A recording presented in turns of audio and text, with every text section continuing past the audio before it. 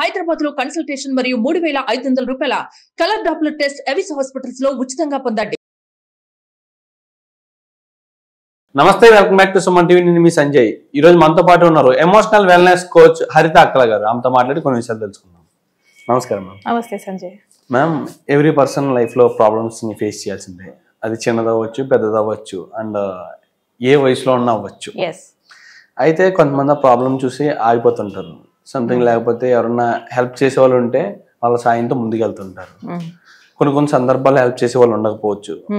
అలాంటి సమయంలో వాళ్ళ పరిస్థితి ఏంటి, వాళ్ళు ఎలాగా ముందుకెళ్ళాలంటారు? మనం ఒక వీడియోలో మాట్లాడుకున్నాం సంజయ్, ప్రాబ్లం అని చూడొద్దు. ప్రాబ్లమ్ ని ఒక సిచ్యువేషన్ అని మనం కానీ చూసినట్లయితే ముందు అంత పెద్ద సైజ్ లో కనిపించేది ఇంత చిన్నది అయిపోద్ది. బికాస్ మన పర్స్పెక్టివ్ ఏంటి, ఓ మై గాడ్ ప్రాబ్లం వచ్చింది అని అనుకుంటామా? ఓకే, ఏదో సిచ్యువేషన్ వచ్చింది, అక్కడ మన పర్స్పెక్టివ్ లోనే we can reduce the size. Next లెవెల్కి వెళ్ళేసరికి ఇంకా కొంచెం స్పోర్టివ్ గా తీసుకోవాలి అని అంటే you can call it challenge. Situation కూడా అనకండి, నాకు ఛాలెంజ్ వచ్చింది. Our brain likes to challenge. అది ఏదో ఛాలెంజ్ తీసుకోవాలి, నేను ఇది ఫినిష్ చేయాలి. అప్పుడు మన బాడీలో రివార్డ్ హార్మోన్స్, అచ్చా నేను సక్సెస్ అయ్యాను అన్న హార్మోన్స్ రిలీజ్ అవుతూ ఉంటాయి అనమాట. సో మనకి బాడీలో ఇలాంటి ఛాలెంజ్ అనుకుని తీసుకున్న సిచ్యువేషన్ ని ఫస్ట్ సిచ్యువేషన్ అనుకోండి, నెక్స్ట్ లెవెల్లో ఛాలెంజ్ అని తీసుకోండి, రైట్? సో ఇది పక్కన పెడితే ప్రతి ఒక్కరి లైఫ్ లో డైలీ ఏదో ఒకటి వస్తూ ఉంటుంది. ఇంకో కామెడీ ఏంటంటే మనం నిజంగానే దాన్ని ఫేస్ చేస్తాము, దాన్ని క్రాస్ త్రూ కూడా అయిపోతాము. ఒక 1 వీక్ తర్వాత దాన్ని తలుచుకుని నవ్వుకుంటాం కూడా. అరే 10 ఏళ్ల తర్వాత అయితే అసలు మనం గుర్తు కూడా ఉండవు. ఎస్ నో, అది ప్రాబ్లం కూడా కాదు రవి అన్న ఫీలింగ్ లో ఉంటాం మనం. అంటే ఆ రోజుకే అది మనకు పెద్దగా అనిపిస్తుంది. విత్ దాట్ మెచ్యూరిటీ లెవెల్ మనం ఏ ఏజ్ లో ఉంటే ఆ ఏజ్ కి మనకు ఆ పర్టికులర్ ఏజ్ కి అది పెద్దగా కనబడుతుంది. 10 years క్రాస్ అయ్యాక మనం దానిలో ప్రోల్ అయిపోయి ఉంటాం అప్పటికే. Yes or no? So change the perspective. ముందు దాన్ని చూసే విధానాన్ని మనం మార్చుకోవాల్సి ఉంటుంది. మన మైండ్ సెట్ లో ప్రాబ్లం వచ్చింది నంబర్ 1.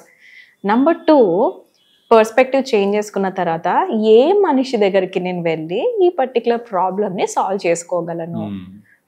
మనం యాపిల్స్ అమ్మే వాడి దగ్గరికి వెళ్ళి నువ్వు జామకాయ అంటే వాడేమిస్తాడు? వాడు he's an apple vendor.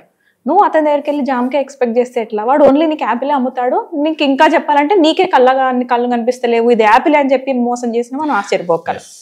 So మనకు ప్రాబ్లం వచ్చినప్పుడు ఎవరి దగ్గరికి వెళ్తున్నాం, this is very important. Self help is the best help. నాకు ఒక స్టోరీ మా పిల్లలు చెప్తూ ఉంటాను కదా, చాలా గుర్తొచ్చిన స్టోరీ, నాకు ఇన్స్పైరింగ్ గా అనిపిస్తుంది. ఏంటంటే ఒక ఊర్లో ఒక బిజినెస్ మ్యాన్, ఒకప్పుడు అంటే షిప్స్ లోనే కదా మొత్తం బిజినెస్ నడిచేది, ఇప్పుడు అంటే మనకి ఇంత ఎక్స్పోర్టేషన్ పెరిగింది.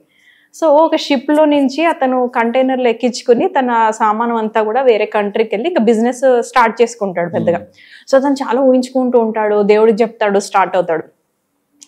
మా సముద్రం మధ్యలోకి వెళ్ళిన తర్వాత అనుకోకుండా పెద్ద కెరటం వచ్చి దానికి తగులుకొని కొంచెం డ్యామేజ్ అవుతుంది. స్లోగా లీకేజ్ స్టార్ట్ అయింది, వాటర్ లోపలికి రావడం స్టార్ట్ అయిపోయింది.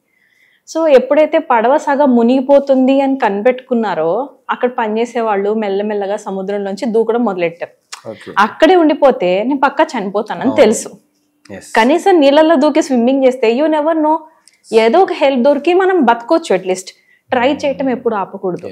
సో మిగతా వాళ్ళందరూ దూకేస్తూ ఉంటారు స్టెప్ బై స్టెప్. పడవలు ఉన్న వాళ్ళు చిన్న చిన్న పడవలు వేసుకొని వెళ్ళిపోతూ ఉంటారు. ఇతను మాత్రం ఓనరు ఇంత దాంతో అటాచ్మెంట్ ఉంది కదా, బిజినెస్ అతన్ని అప్ అండ్ డౌన్, ఇది అతను మొత్తం కోల్పోయాడంటే మళ్ళీ జీరో నుంచే స్టార్ట్ చేయాలి లైఫ్. సో అతను ఏం చేస్తాడు, స్లోగా దేవుడా నువ్వు నాకు హెల్ప్ చేయి, దేవుడా నువ్వు నాకు హెల్ప్ చేయి, నువ్వే నిన్ను నమ్ముకునే నేను వచ్చాను, దేవుడా నువ్వు నాకు హెల్ప్ చేయి అంటుంటాడు. ఈ లోపల మొత్తం ఆల్మోస్ట్ 3/4 షిప్ మునిగిపోతుంటుంది. అతను సంపాదించిందంతా పోయింది ఆల్మోస్ట్. ఇంకా 1/4 దానికోసం ఏలాడుతుంటాడు, ఇంకా దేవుడా హెల్ప్ చేయని. ఈ లోపల ఇంకో లాస్ట్ పర్సన్ ఉంటాడు అతనితో పాటు, దూకేద్దామని షిప్ లో నుంచి చెప్తాడు, ముందు నీ ప్రాణం కాపాడుకో, తర్వాత ఏమైనా ఉంటే మళ్ళీ చేసుకోవచ్చు. బట్ వాడు విన్నాడు అనమాట, వినకుండా అక్కడే ఉంటాడు. ఇంకా ఈ లాస్ట్ పర్సన్ కూడా దూకేస్తాడు, స్విమ్మింగ్ చేసుకుంటూ వెళ్ళిపోతాడు. ఇతను చివరి నిమిషం దాకా కూడా పడవలో ఉన్న దాన్ని వదులుకోలేక అలానే దేవుడు వచ్చి ఏదో హెల్ప్ చేస్తాడు అని చెప్పేసి అక్కడే ఉండిపోతాడు. And he will die at the end of the day. చనిపోయిన తర్వాత పైకి వెళ్తాడు, దేవుడిని అడుగుతాడు, నేను నిన్ను అడిగే స్టార్ట్ చేసిన బిజినెస్, నేను నిన్ను అడిగే నేను అందులో మునిగిపోతే నేను పిలుస్తానే ఉన్నాను, నువ్వు రాలేదు అని. అప్పుడు దేవుడు ఏమంటాడంటే self help is the best help. నువ్వు ముందు ప్రాణం కాపాడుకో, నేను దాని తర్వాత చూస్తాను అని మెసేజ్ ఒకరి ద్వారా పంపించిన పడవ మునిగిపోతే మునిగిపోయింది, నువ్వు దూకేమని మెసేజ్ పంపించిన, బట్ నువ్వు క్యాచ్ చేయలేదు. యా, దేవుడు ఎప్పుడు కూడా డైరెక్ట్ గా వచ్చి మనతో డీల్ చేయడు. God will send angels. మనం ఏంజల్స్ ని మనం పసిగట్టగలగాలి తప్ప ఆ ప్రాబ్లం వచ్చింది, నాకు ఇంక అయిపోయింది, నాది ఇంకేం లేదు అని ఎవరిని హెల్ప్ అడగకపోవడము తప్పే.